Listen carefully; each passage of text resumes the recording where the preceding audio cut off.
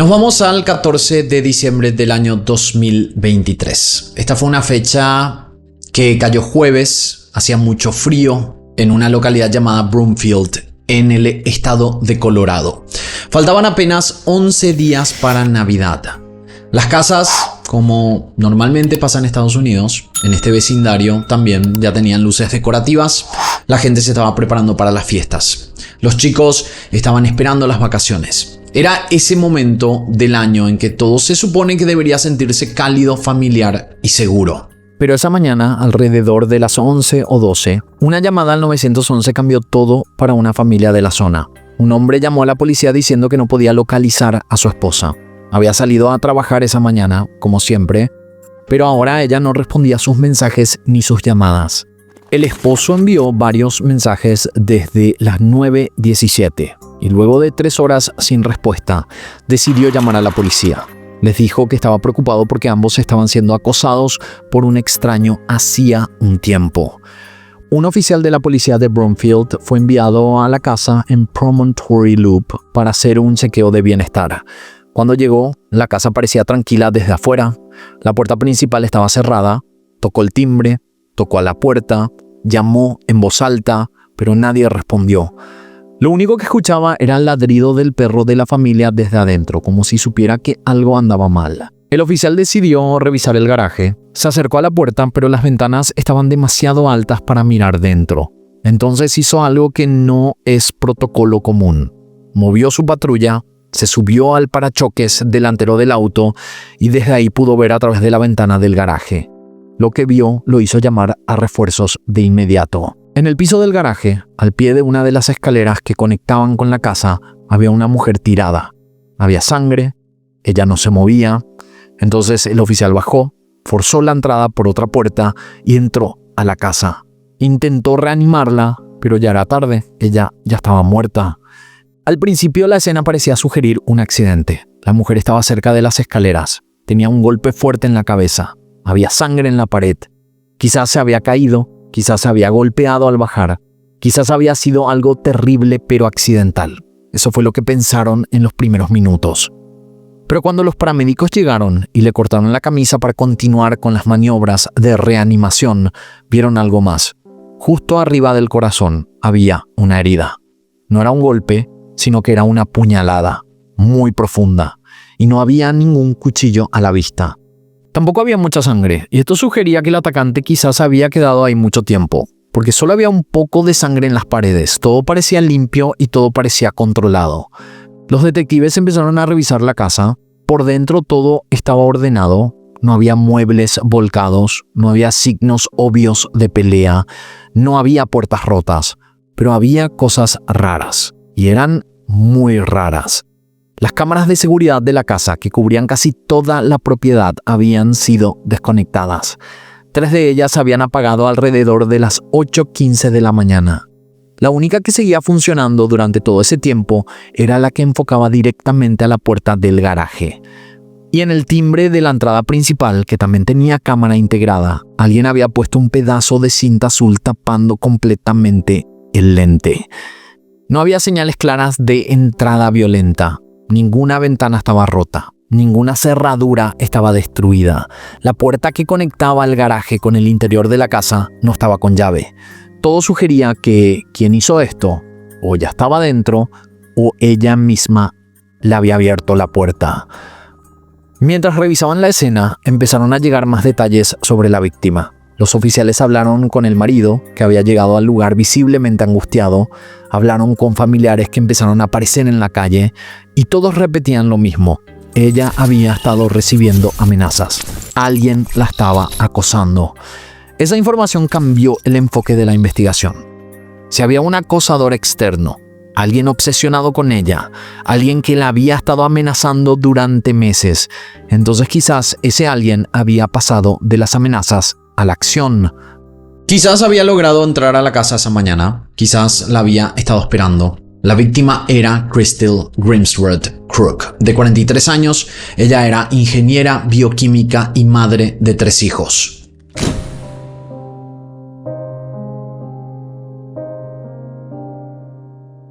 Antes de que su nombre apareciera en titulares, antes de que se convirtiera en un devastador crimen, Chris Steele era simplemente una mujer de 43 años que vivía en Broomfield, Colorado, con una vida llena de responsabilidades, proyectos y planes para el futuro.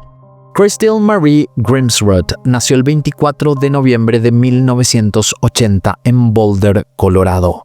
Creció en una familia en la que todos eran muy cercanos, con padres que la apoyaban y hermanos con quienes tuvo relaciones muy cercanas toda su vida.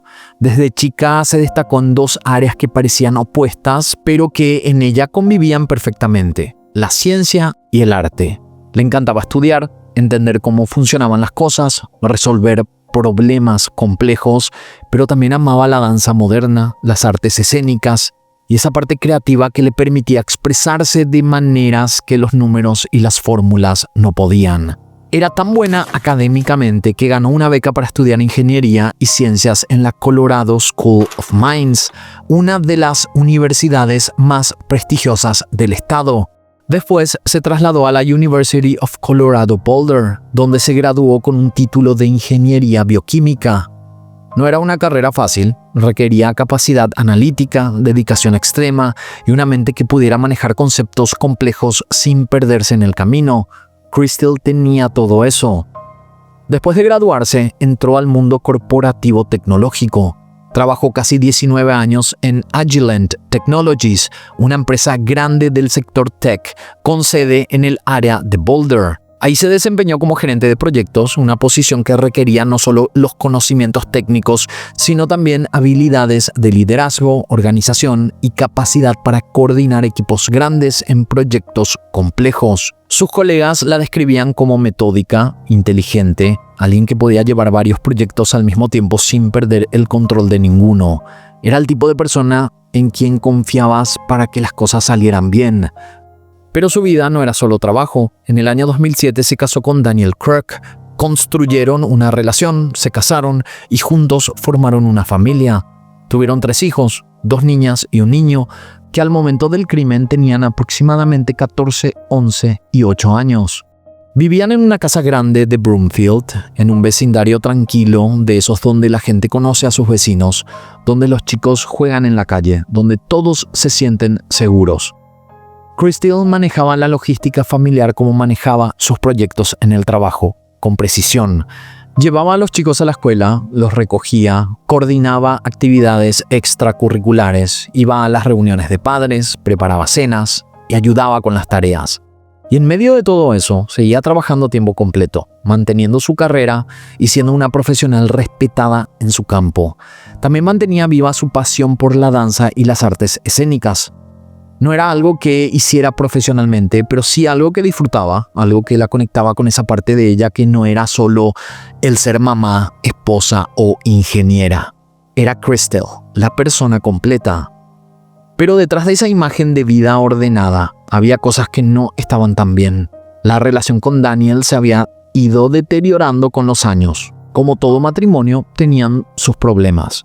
Sus familiares eran muy cercanos a ella, en especial su madre Linda, en quien confiaba profundamente. Todos ellos sabían que algo grave estaba pasando, que Crystal estaba lidiando con una amenaza real. Estaba siendo acosada por un hombre que la tenía asustada, pero que seguía enfrentando con la inteligencia y la precisión que la caracterizaba. Crystal hizo todo bien, ella reportó, documentó, tomó precauciones, se armó, instaló cámaras, informó a su familia y también a las autoridades. Ella era inteligente, era capaz y era organizada. Había construido una vida exitosa por su propia cuenta. Pero todo eso estaba a punto de no ser suficiente.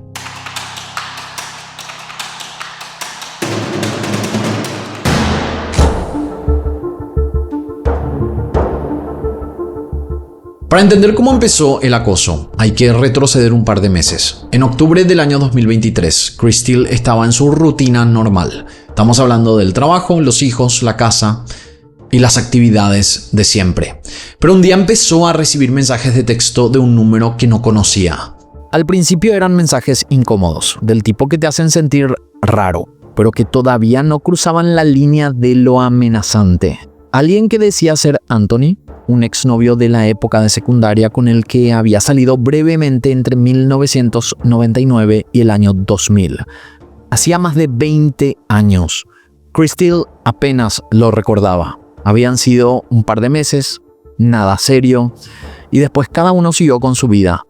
A lo largo de los años, este hombre había intentado contactarla algunas veces por correo electrónico, siempre insistiendo en reconectar con ella.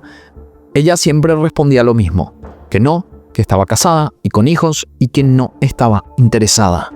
Los mensajes empezaron a ser diferentes en el 2023. Eran más insistentes, eran más raros y luego más agresivos.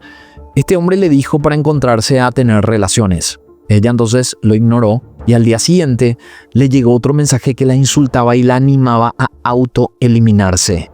Empezaron a llegar correos electrónicos también, mensajes que ya no eran solo incómodos, sino directamente vulgares, insultos, referencias a relaciones íntimas explícitas, cosas que claramente buscaban asustarla, humillarla y hacerla sentir vulnerable. Crystal, que era metódica y organizada por naturaleza, empezó a hacer lo que haría cualquier persona con su formación: documentar todo. Imprimía los correos, anotaba los números de teléfono desde donde llegaban los mensajes, registraba fechas, horarios y contenido. Creó un archivo completo, como si estuviera armando un caso legal desde el principio. Y tenía razón en hacerlo, porque las cosas empeoraron rápidamente.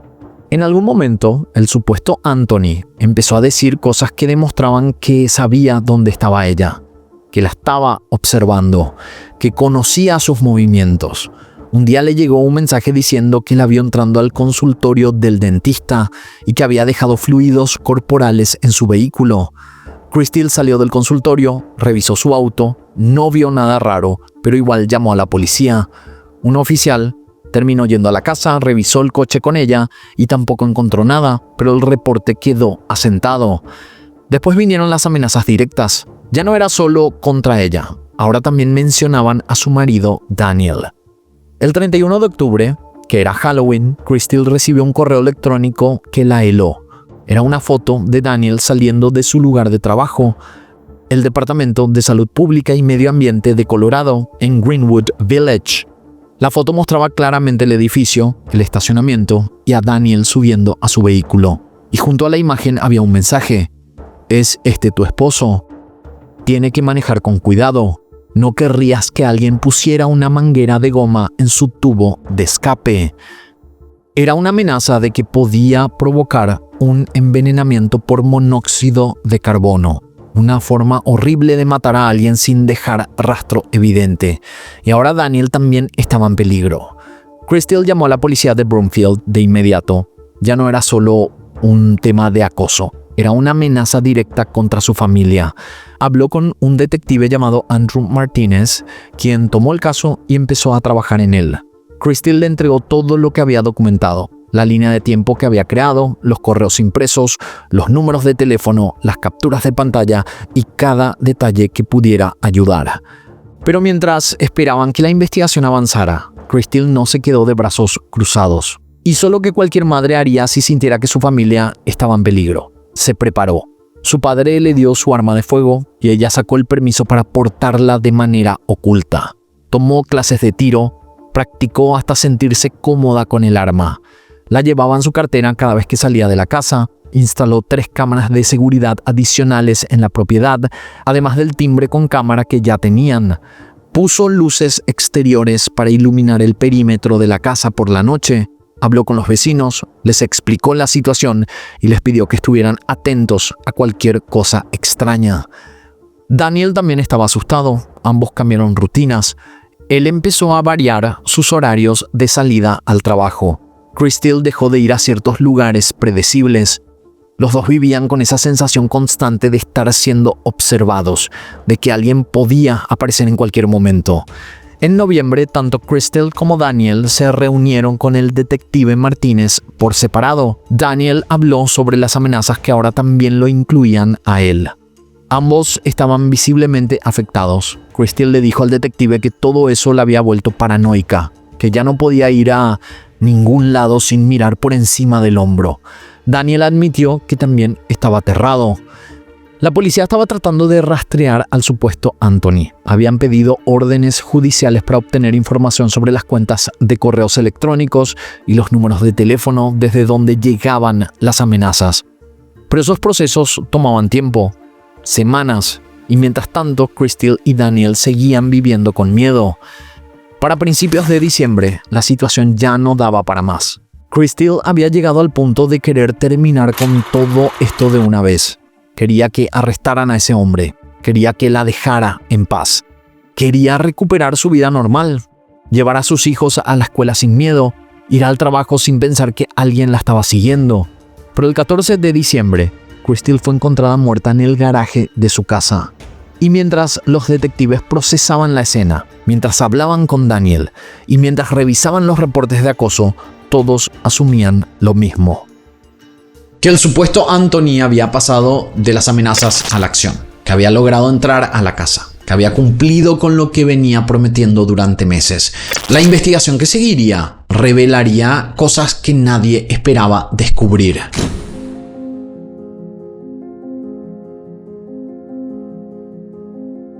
El resultado de la autopsia al cuerpo de Crystal reveló qué fue lo que había ocurrido.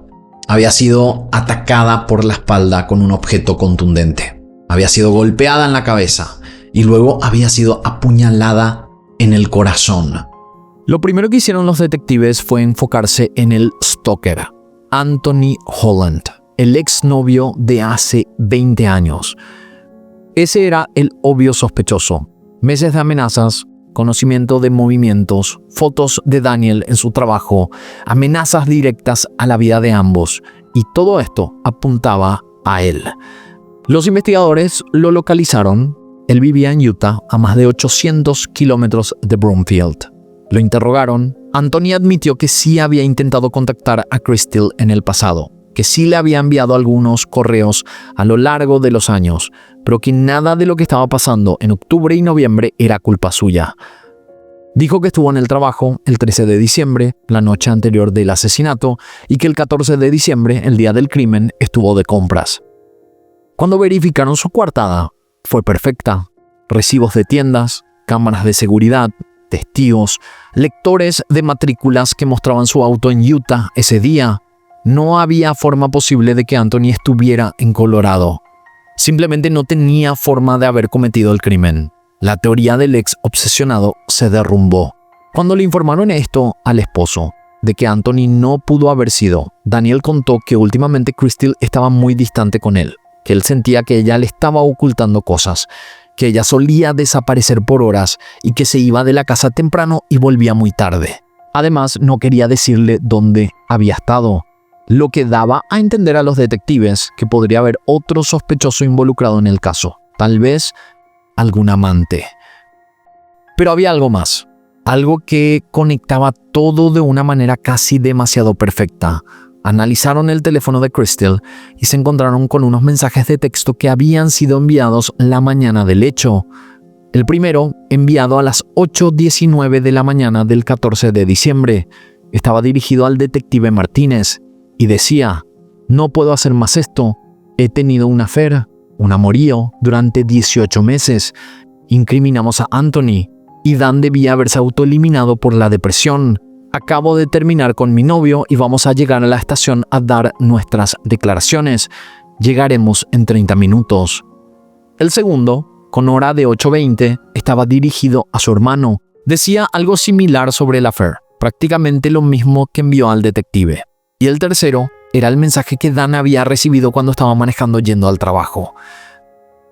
Esos mensajes eran como si alguien los hubiera escrito para que pareciera que Crystal había confeccionado una confesión falsa, una coartada diseñada de antemano.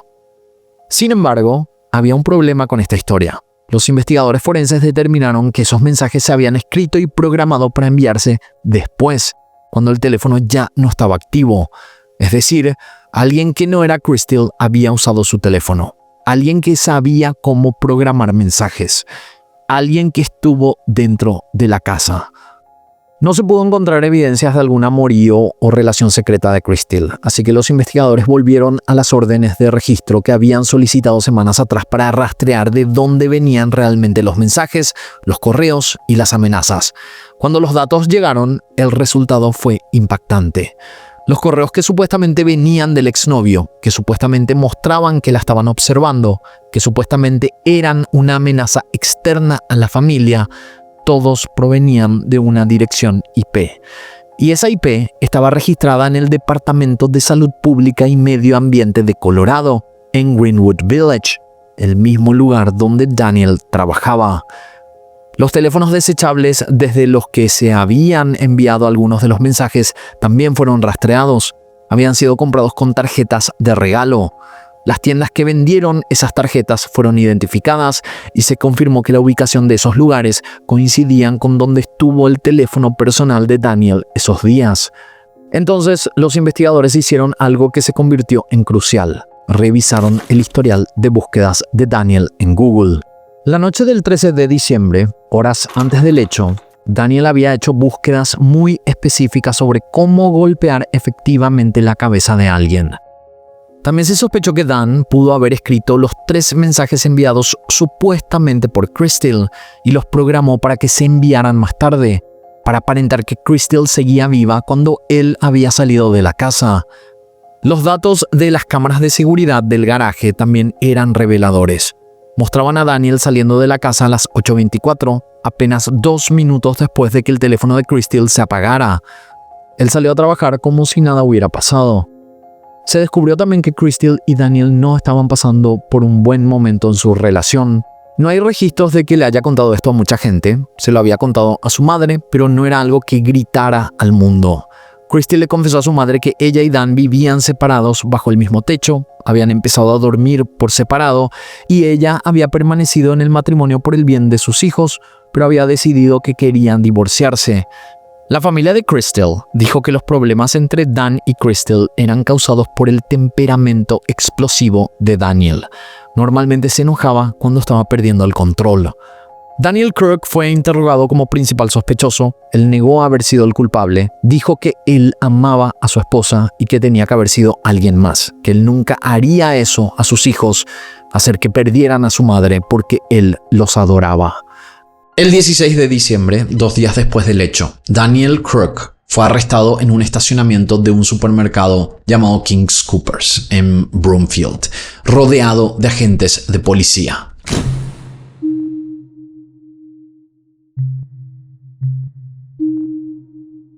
El juicio de Daniel Crook comenzó el 4 de abril del año 2025, más de un año después del crimen. Durante todo ese tiempo, Daniel se había declarado inocente. Su defensa argumentaba que no había evidencia física directa que lo vinculara al crimen. Sin sangre en su ropa, sin ADN bajo las uñas de Crystal, sin un arma homicida que pudiera conectarlo directamente.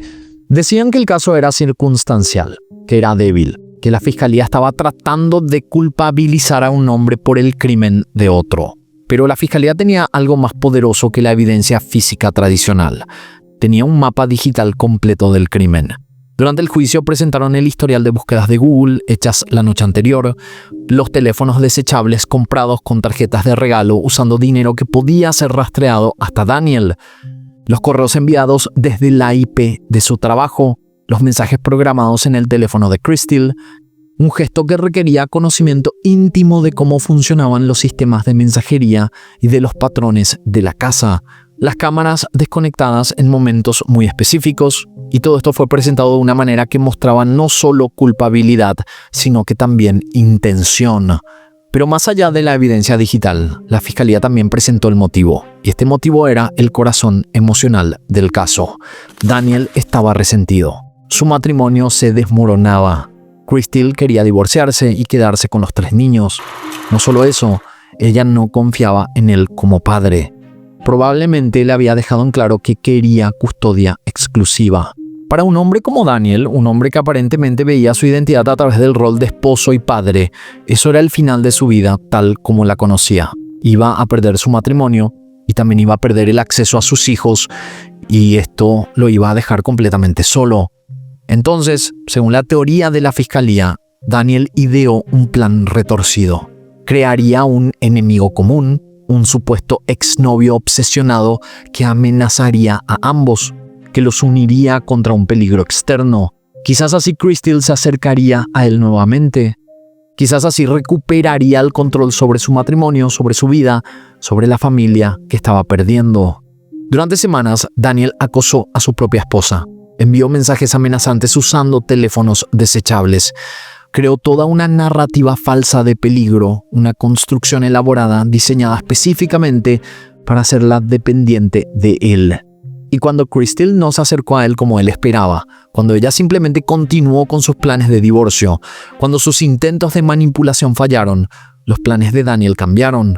Ya no se trataba de reconquistarla, ahora se trataba de hacerla desaparecer.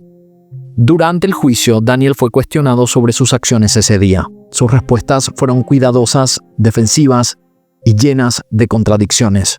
Admitió que su matrimonio estaba roto. Admitió que Crystal quería el divorcio. Admitió que había estado preocupado por perder a los niños. Pero cuando le preguntaban sobre los detalles del crimen, sobre por qué estaba buscando información sobre golpes en la cabeza, sobre cómo explicaba que los correos acosadores vinieran de su trabajo, sus respuestas se volvían vagas, imprecisas y evasivas. El jurado deliberó por aproximadamente un día. Para el 17 de abril del año 2025, regresaron con un veredicto: culpable de asesinato en primer grado, culpable de 2 cargos de acoso y culpable de suplantación de identidad. Daniel Kirk fue sentenciado a cadena perpetua sin posibilidad de libertad condicional. Además, recibió 9 años y 6 meses adicionales por los cargos de acoso y suplantación. Nunca saldrá de prisión y morirá en su celda pagando por lo que hizo. La familia de Crystal habló después de la sentencia. Su madre Linda y su padre Lars dijeron que aunque nada podía devolverles a Crystal, al menos ahora sabían que quien hizo eso estaba donde pertenecía, encerrado y pagando por su crimen. Sus 3 hijos habían quedado bajo el cuidado de familiares cercanos, intentando reconstruir sus vidas después de que todo se hubiera derrumbado en un solo día de diciembre.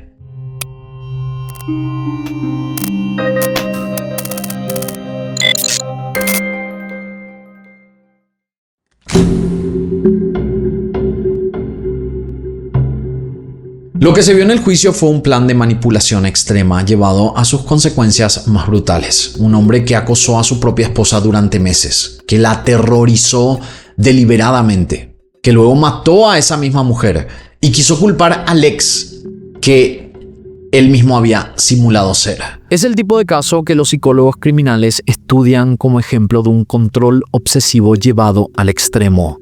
Y es un recordatorio de algo que muchas veces se olvida. La violencia y el acoso no siempre vienen de afuera. A veces vienen de las personas que duermen al lado tuyo, de la persona a la que le confiaste tu vida, de la persona que se supone debería protegerte. Lo más devastador es que el plan casi funcionó.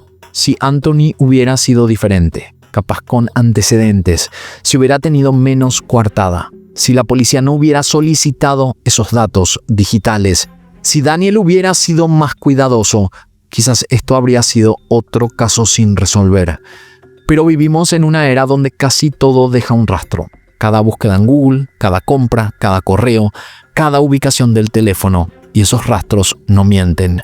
Sus 3 hijos, que tenían 8, 11 y 14 años cuando perdieron a su madre, ahora crecen sin ella, sin poder graduarse con ella en la escuela, sin poder contar con su apoyo cuando enfrenten los desafíos típicos de la adolescencia y la adultez, sin poder conocer a sus parejas, sin poder verlos crecer y sin poder estar en sus vidas en las formas en que una madre debería estar. Y Daniel Kirk, que llegó al extremo de crear un acosador ficticio solo para mantener a una mujer bajo control, ahora pasa el resto de su vida en su celda, pagando, reflexionando y solo. El caso de Crystal Crook es una lección dura, pero necesaria sobre cómo el control, la obsesión y la rabia pueden llevar a alguien a construir narrativas elaboradas de peligro para justificar lo injustificable, sobre cómo la tecnología que nos conecta también nos expone. sobre cómo a veces el mayor peligro no viene de un extraño, sino que de alguien cuyo nombre aparece todos los días en tu teléfono. Hasta aquí el caso del día de hoy. Espero sus comentarios aquí abajo y de esta manera nosotros nos encontraremos en la próxima historia.